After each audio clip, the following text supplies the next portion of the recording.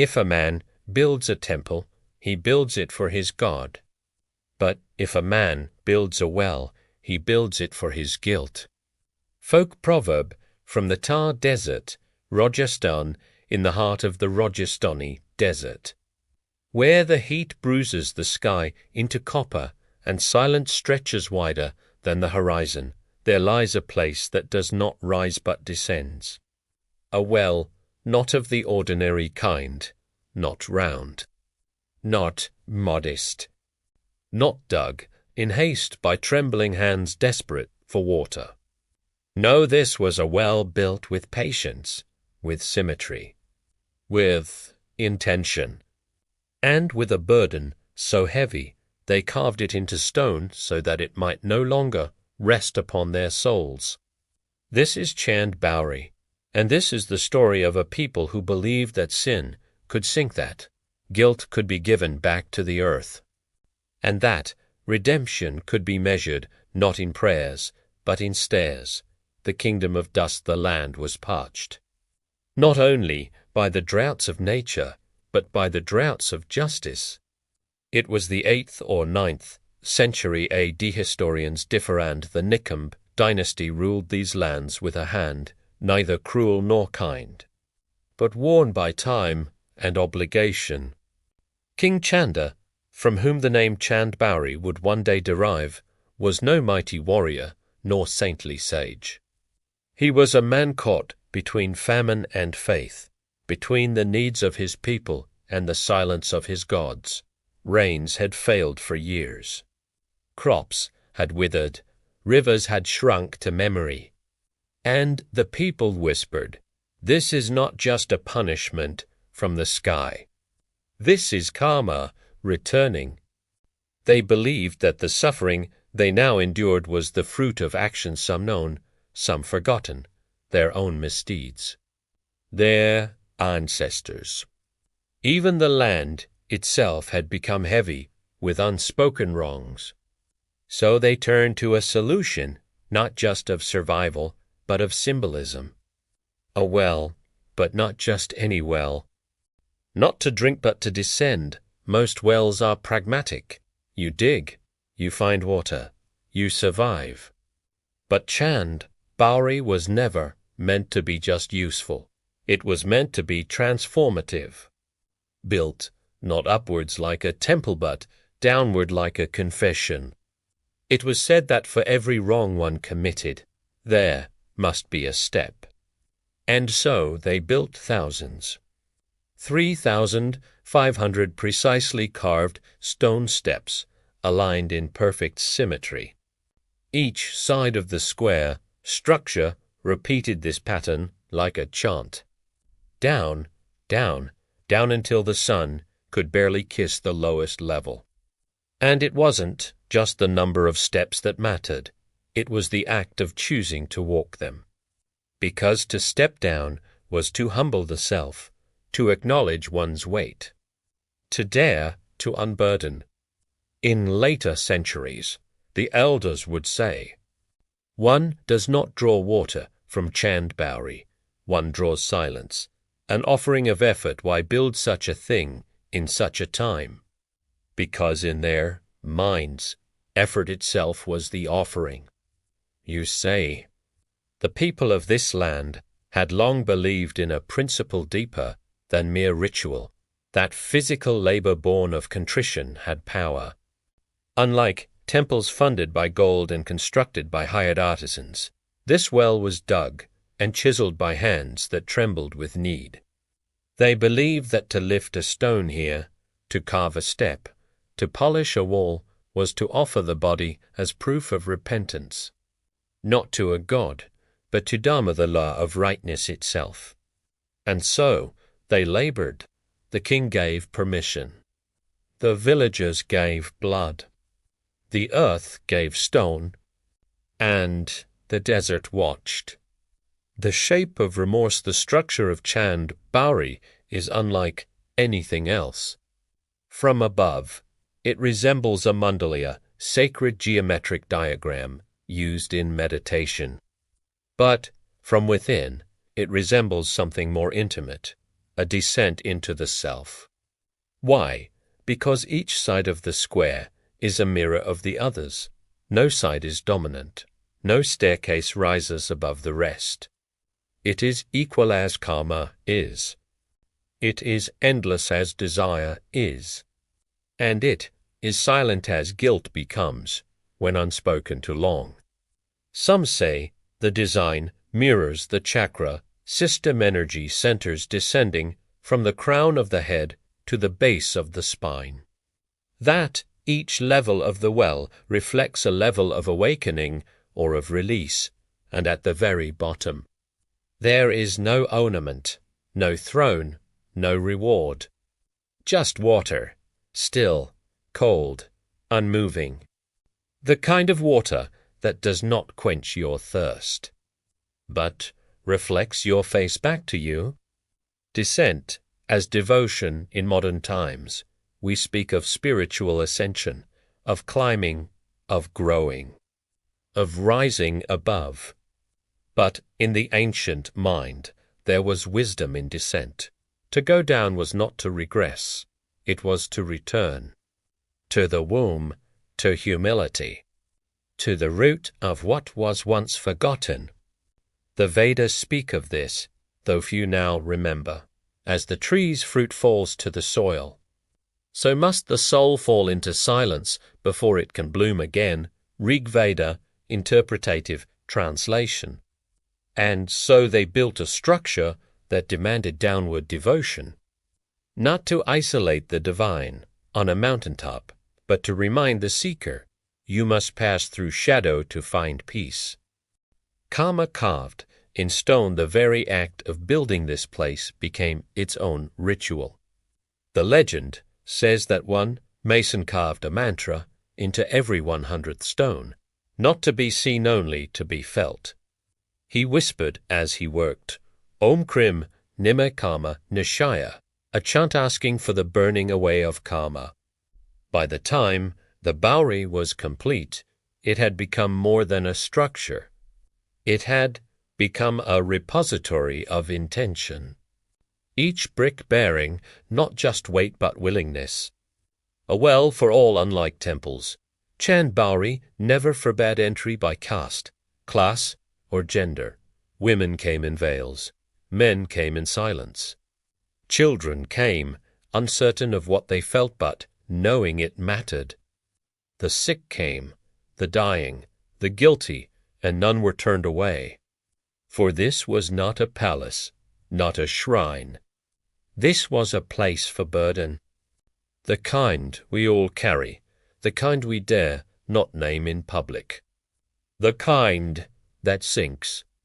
Here, it was said, even kings could kneel beside beggars, because before the weight of karma, all are equal. As the sun struck the desert and the wind danced around the entrance, the people of Abhaneri looked not up for salvation but inward, and they kept building, not because they needed more water, but because they were still thirsty for release, for redemption, for remembrance. And so, step by step, the well became a prayer made of stone. The many layers of karma is not the punishment. Karma is the pattern. Unknown monk, whispered into stone we speak of karma as if we understand it. As if it were simple swift-like, justice served cold by the universe.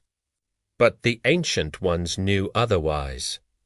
They did not see karma as a force of revenge, but as a thread woven into the very fabric of being delicate, eternal, and quietly binding. To understand why a well might be built to wash it away, you must first understand what karma truly is and what it is not. In modern tongues, karma is misused. She cheated, karma will get her. He lied, karma will punish him. But karma, in its truest, oldest form, does not punish, it simply remembers. Whatever action is performed by a man, he receives the fruit of that action, good or bad, in this life or the next. Brihadaranyaka Upanishad 4.4.5 There is no judge. No cosmic ledger held by vengeful gods. There is only cause and effect, and the haunting part. Most effects do not appear in the life where their cause was born. The ancient sages used a metaphor. Karma is a seed. Every word you speak, every thought you think, every action you take plants something. Some seeds sprout, immediately others sleep for centuries. But they do not die, they wait.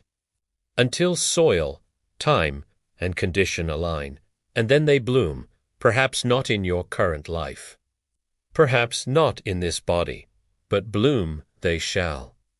The arrow that left your bow may land 10 lifetimes from now. But when it does, it will find you. Old Jain aphorism this, the villagers believed, was the root of their drought. Not just the failure of clouds, but the fruiting of old seeds. In the Jain tradition, one of the oldest Indian faiths, karma is not just moral, it is material. They taught that karma was a subtle substance, like dust, fine, invisible, yet heavy. It clings to the soul with every action fueled by anger, pride, greed, or deceit. Do you speak in cruelty? A layer sticks. Do you covet? Another layer. Do you kill, even in thought? Heavier still. Soon, the soul becomes so coated, it loses its natural lightness, like a bird with tarred wings. And so, in the Jain vision, liberation moksha comes when karma is burned off, layer by patient layer. Another mistake the modern mind makes, believing karma is fate. It is not. Karma is potential, not prison. A spark, not the fire. A current, not the drowning. Yes, you may be born poor, sick, lonely, but how you respond is new. How you treat others, while suffering, that plants the seeds of your next garden. The great teacher Sri Ramana Maharshi once said, "Karma is only the store of past tendencies." You are free in every moment to act differently, so even those villagers kneeling at the edge of a drying well were not doomed. They were becoming. In the West, karma is often imagined as personal, but in ancient India, karma could be shared. There was yoti karma, karma of one's lineage, desha karma, karma of one's region, sangha karma, karma of a collective group, even rashtra karma, karma of an entire nation. The belief was that a land suffers when its people act unjustly together, when the caste system becomes cruel, when rulers exploit, when the hungry go unheard. And so, a drought was not just weather, it was reflection. It mirrored what was unbalanced in society itself. To them, the desert did not betray them. It was simply responding. This is the part that modern logic struggles with. Why not build a temple to ask the gods for rain? Why not hold a Yajna offering to Indra, god of storms? But they had already tried that, and the skies remained mute, so they looked inward. They decided that asking would no longer do. They must instead unburden. That's why they chose to dig. Not as a plea, but as a confession. To return something to the earth, to admit their weight. To peel off, stone by stone, the crust of karmic residue. Because a well does not demand worship, it demands effort. And that effort slow, dusty, endless became their prayer. In ancient Vedic and Jain philosophy, 6 main paths existed to purify karma. The people of Abhaneri, it is believed, wove all 6 into their lives as they built the well. Tapasya, austerity withstood the desert heat, ate less, worked with blistered hands. Seva, Selfless service built the well not for self, but for all gave freely to the effort satya. Truthfulness acknowledged collective wrongs, spoke openly about guilt shoch, purity washed. Physically and symbolically maintained silence in lower chambers dhyana, meditation descended the steps in reflection. Treated each level as a state of mind, tirtha yatra, pilgrimage walked barefoot to the well from miles around, treated it not as a place to draw water, but to leave weight. In the Bhagavad Gita, Krishna tells the warrior Arjuna, whatever action you perform, do it as an offering, without attachment to its fruit. Gita 3.19. The builders of Chand Baori took this to heart. They worked not to finish the well, but to cleanse through the act of building. They did not seek to own it. No names were carved, no donors immortalized. They simply built, step after step, a labor of penance, a well of effort, a descent toward dignity, the cruel irony. Even after the well was completed, the rains did not come immediately. But something else did. Stillness, a hush among the people, a quiet dignity, as if they had stopped blaming the heavens and started tending to the soul. And then, years later, when rain did fall, it was not seen as reward. It was seen as recognition that the earth, now aware of their humility, had chosen to give once more.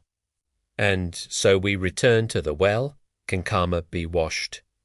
Perhaps not in the literal sense, but in every step carved, every moment of silence held, every act done without credit, a layer fell away. As wind wears down mountains, as rivers smooth stone, so too can humility soften the jagged scars of the soul. This was their belief. And so they built downward to climb out. Lighter. Stone remembers and water forgives, but only when you ask without words. Said to be carved on the 109th step of Chand Baori, the well was complete, the chisels silenced, the scaffolds taken down. And yet the true purpose of Chand Baori had only just begun. This was not the kind of place where people gathered in crowds. There were no festivals, no flags, no music echoing off the walls. This was a place for the quiet, for those who carried something within them, too heavy for temples, too private for prayer halls. Here, repentance had no script, it had only depth. They came in the hour before sunrise, while the sand was still cool, and the jackals had not yet disappeared, barefoot, wrapped in cotton, veiled, silent. Each step downward was taken slowly, ritually, as if their very footsteps were weighing the worth of memory. It was said that no one spoke above the 100th step, not because it was forbidden, but because it was understood. The deeper you went, the less the tongue was needed. It was the women who first turned the well into a sanctuary, not priests, not kings. Just women, mothers, widows, daughters whose voices were not heard in the courts of men. They came with bowls of flower petals, small clay lamps, and in their eyes an ache both ancient and unnamed. Some came to mourn stillborn children, others to ask forgiveness for thoughts never spoken aloud, and some most silently came to ask release from roles they never chose. They lit their lamps at the upper tiers and let them float down with the wind, step by step, placing one every 10 stairs. By the time they reached the water, the light behind them looked like stars reflected in reverse. On the night of the full moon, a rare ritual unfolded, not official, not recorded, but remembered in whispers passed from grandmother to granddaughter. A group of women never more than 13, would descend at midnight, clothed in white, their hair unbraided. Each carried a single offering. One brought sesame oil, one brought turmeric. One brought ashes from her kitchen hearth, one brought salt, one brought the first drop of her monthly blood. All would be poured together into the sacred pool below, not to pollute but to declare, "We are not clean, we are not impure, we are honest." Then they would chant soft, rhythmic, like wind on stone, "Yamuna Devi, hear us. Let what clings be carried. Let what hurts be held. Let what hides be seen." There is a tale, half historical, half ghost, of a priest who came to Chand Baori during a year of great famine. He had served in a grand temple before, where gold offerings were counted, where kings sought blessings before war. But he had grown weary of divine politics. He left, carried nothing but his beads, a flask of copper, and a single vow, "I will speak only once. When I see a sin too heavy to rise again." He lived in a chamber carved behind the lowest tier of the well, a space so cold it preserved breath like fog. Every morning he watched who came, every evening he listened for what the stones had absorbed. And then, one day, he broke his silence. He pointed to a man kneeling at the base, hands trembling, face hollow. "You," he said, "you are ready." He filled the man's flask with prayaskita yalda, water of atonement, and whispered one word, "Pour." What was this water? No one fully knows. Some say it was drawn from the heart of the well at a depth no one dared reach without fast. Some say it was collected drop by drop from the ceiling stones, filtered through time itself. And others claim it wasn't the water that mattered, but the ritual behind it. To create prayaskita yal, one had to first confess in silence not aloud, but in the breath, while touching the stone wall with the right palm. Fast for one day, no grain, no salt, no sound. Write one's misdeed in sand at the bottom step, and let the wind erase it before sunrise. Only then would the water be handed, never drunk, never used to bathe, only poured back into the well, as if saying to the earth, "This is what I was, take it."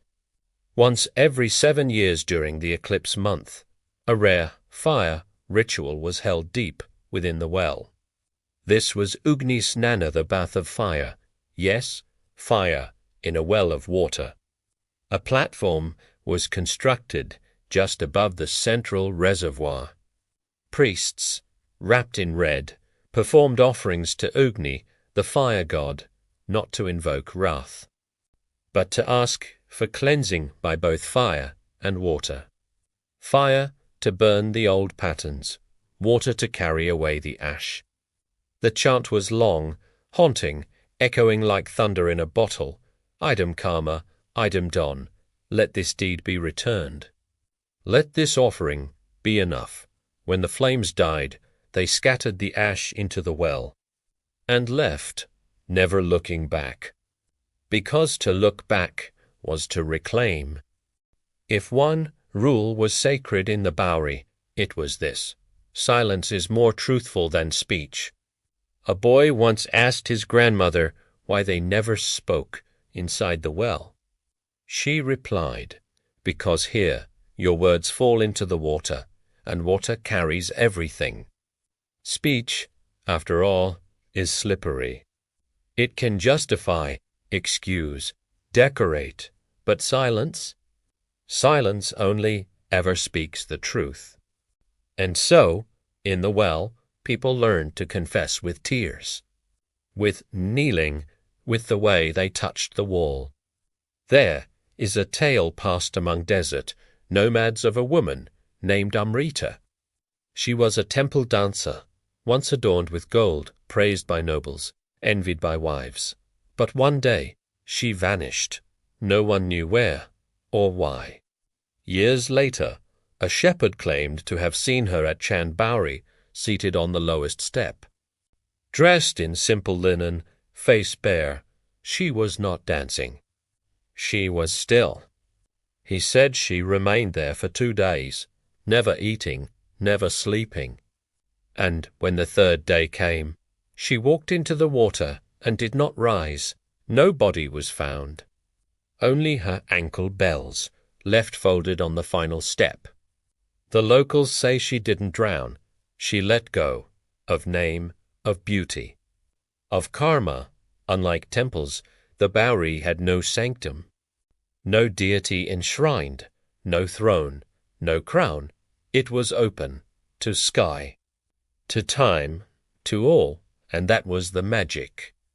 Because every visitor became the offering, you did not bring fruit or coin. You brought memory, you brought regret. You brought the raw ache of being human, and the well, received, not with judgment, but with stillness. Though the priests have long gone, and the rituals faded into folklore, the well is not empty. To this day, if you visit during twilight, you may still see a single marigold floating on the water, a line of clay lamps left behind a handprint on the stone. Still warm, and if you sit long enough, you may hear what no language can explain, the echo of forgiveness. The shape of a sin remembered then, released. Because in Chand Baori, ritual was never about spectacle. It was about honesty, and honesty needs no witness. The deeper you go, the less of yourself you carry. Carved into the second to last step of Chand Baori, come, walk with me, not upward, not forward but downward, toward the quiet, toward something you may not yet have words for. This is not a descent into darkness. This is a descent into truth. For the soul, like water, does not seek the heights. It seeks depth. And this well Chand Baori was built not to be stared at from above, but to be entered. So we begin. The first step is easy. The sun is still on your skin. The sounds of the village still echo behind you carts, goats, sandals, wind. You feel strong. Curious. You think you are visiting a place.